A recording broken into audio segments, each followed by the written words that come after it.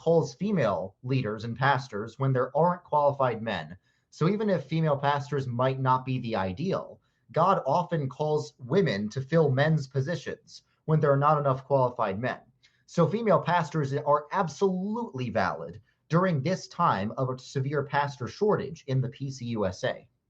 Wow, this is just blatantly false and anti-biblical. Nowhere in the New Testament does it say anywhere that women are allowed to be pastors under any circumstances. On the contrary, Paul makes it very clear that women are not to be pastors, and not only that, but they are to remain silent in the church. Ladies, I know you're not going to like this, but this is the God's honest truth. In 1 Timothy chapter 2, verse 12, Paul says to Timothy, who was an elder in the Ephesus church, that I do not permit a woman to teach or exercise authority over a man.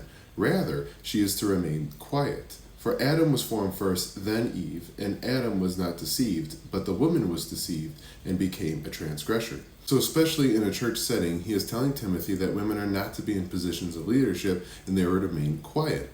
Paul does not give any exceptions here. It makes the woman's role in the church very clear, and this makes it obvious that men are the only ones allowed to be in positions of leadership, especially in the church. And Paul's reasoning for this goes back to God's natural order. Man was formed first, therefore his role is reserved for leadership. Eve came after, so then she is under Adam's leadership. And this one I know women won't like, but Paul says that Adam wasn't deceived, but Eve was deceived. And this led to sin coming into the world. So Paul is making the connection here to say that women aren't to be pastors because they are more easily deceived and could lead to false doctrine and sin entering into the church. This is not to say that this won't happen to men, but is much less likely, which is why men are to be pastors and not women. Again, this isn't me saying this, but the Holy Spirit inspired Apostle Paul is. So if you're a Christian and have an issue with what I'm saying, just know your problem isn't with me, but it's with the scriptures. I'm just the messenger here.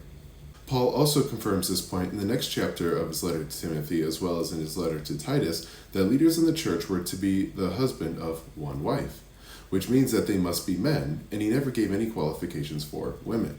They are all directed towards men, so there is no way around this, and the scriptures are crystal clear that women are not allowed under any circumstances to be pastors. This is not to be oppressive to women, but it is God's natural order and the roles that he has given to men and women. Again, you can disagree with and hate what I'm saying all you want, but God is the one who ordained these roles, and they were made to glorify him and not society's modern views of feminism and its infiltration in the church.